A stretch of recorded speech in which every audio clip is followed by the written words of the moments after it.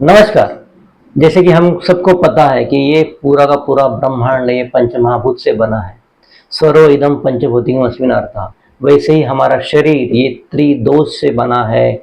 तो उनका संबंध क्या है, वो हमारे शरीर में कब पैदा होते हैं, उनकी क्षय और वृद्धि में कौन कौन से लक्षण दिखते हैं, उनके क्षय में और वृद्धि में हमारे सिस्टम में कौन सी व्याधियां होती है, उनको कैसे टैकल किया जाता है, और हमारे शरीर में उसका टैकल करने के लिए जो प्राण बताया है, प्राण का अधिष्ठान बताया है, द्वादश प्राण बताया है, उनका और इसमें से हमें क्या संबंध लेना है, ये आज के वीडियो में हम देखने वाले हैं।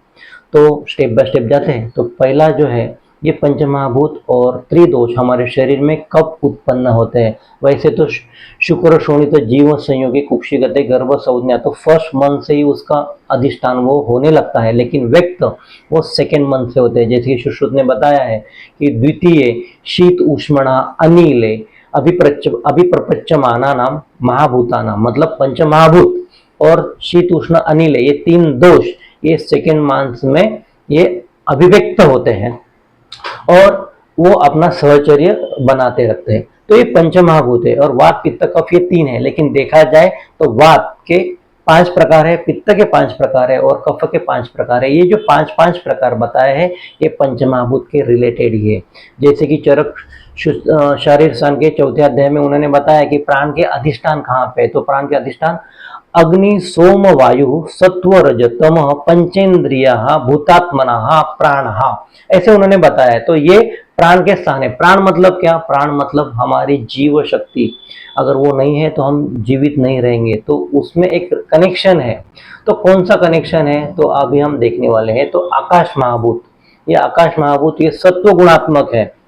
आकाश महाभूत सत्व गुणात्मक है और वात पित्त कफ में आकाश महाभूत के लिए प्राणवायु, साधक पित्त और तर्पक कफ का ये अनुबंध रहता है। और आकाश महाभूत अगर नॉर्मल है तो वो पूरे शरीर में अप्रतिघात करके पूरे शरीर में भ्रमण करता है। विविक्त रहा मतलब वो अनस्टॉपेबल, वो घूमता है। अगर वो उसने घूमना बंद कर दिया, अगर वो रुक जाएगा तो यत्र संग खविगुण तत्र व्याधि उपचय, तो वो बहुत ही हानिकारक स्थिति होगी हमारे शरीर के लिए।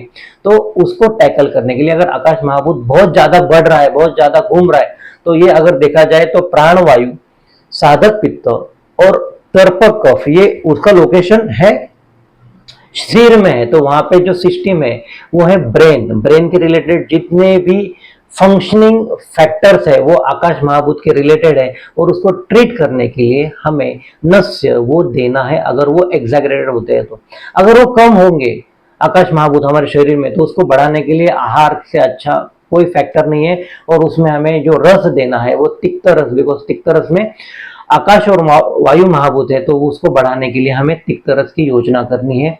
और ब्रेन के रिलेटेड सीएनएस, पीएनएस, एएनएस के रिलेटेड जो भी नर्वस सिस्टम के रिलेटेड जो भी डिफिकल्टी है उसमें नस्य और तिक्त रस ये हमें यूज करना है। इसके बाद जो महाभूत आता है वो है महाभूत वायु महाभूत। वायु महाभूत में रजो गुणात्मक उसमें कंटेंट रहता है और वात पित्त कफ के अनुसार उसमें वैन वायु, भ्राजक पित्त और श्लेषक कफ का अनुबंध रहता है।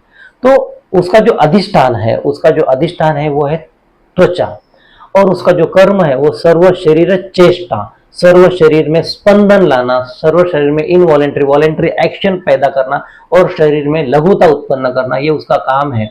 तो जो भी कर्म होता है वो वायु के अनुसार ही होता है। तो उसका अगर कम ज्यादा अगर हमें देखने को मिलता है, कोरिया वीर्य जैसे लक्षण देखने को मिलते हैं, तो उसमें हमें जो ट्रीटमेंट है पंचकर्म के अनुसार तो रक्त मोक्षण करनी है। और वायु महाभूत अगर कम होता है तो उसको बढ़ाने के लिए कटु तिक्त कषाय, जिसमें वायु महाभूत की डोमिनेंसी ज्यादा है, तो कटु तिक्त रसाय का कषाय रस का हमें सेवन करना चाहिए। उसके बाद जो महाभूत आता है वो है तेज महाभूत।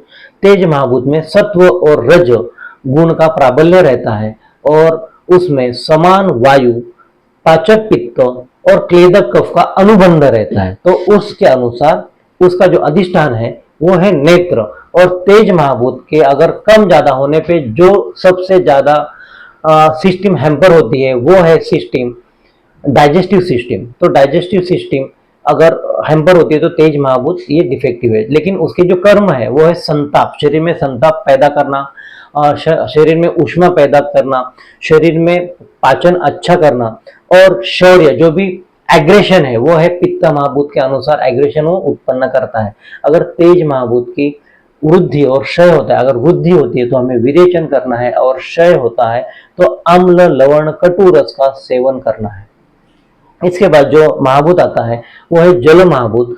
उसमें सत्व और तम गुण का प्राबल्य रहता है, और वायु में उदान वायु, पित्त में आलोचक पित्त, और कफ में अवलंब कफ का अनुबंध है। तो उसमें उसका जो अधिष्ठान है वो है जीवा। उसका जल महाभूत का जो अधिष्ठान है वो है जीवा, और वो सर्व शरीर का जो जल है, मतलब धातुओं का भी जल, हर सेल का जो जल है, जो वॉल्यूम है, जल का वॉल्यूम है, उसको मेंटेन रखने का काम ये जल महाभूत करता है। शरीर में शीतता लाने का काम करता है, गुरुता लाने का काम करता है, और स्नेह जो कि हर मॉलिक्यूल को जोड़ने का काम ये जल महाभूत करता है।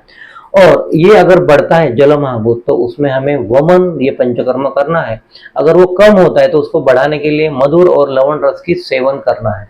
इसके बाद जो महाभूत आता है और ये जल महाभूत से जो सिस्टम हैम्पर होती है वो है रेस्पिरेटरी सिस्टम। अगर उसमें कफ बढ़ता है तो हमें रेस्पिरेटरी डिस्ट्रेस होने लगता है और वेट कफ हमें होने लगता है।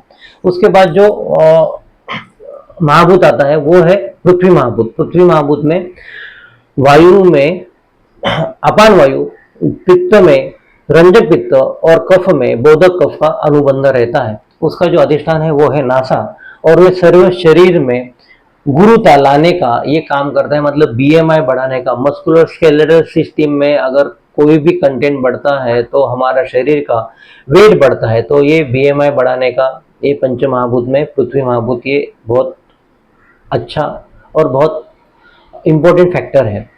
और वो बढ़ता है तो हमें क्या करना है, तो वो बढ़ता है तो हमें बस से ये कर्म करना है। अगर उसको कम करना है, अगर उसको बढ़ाना है तो मधुर अम्ल कषाय रस का सेवन करना है। तो इस हिसाब से आहार से और पंचमहाभूत के अनुसार हमने शोधन और शमन की हमने ट्रीटमेंट बताई है। अगर ये वीडियो आपको अच्छा लगा और इसमें कोई भी डाउट रहेगा तो मुझे आप कॉल कीजिएगा, एसएमएस कीजिएगा और लाइक कीजिएगा। Thank you.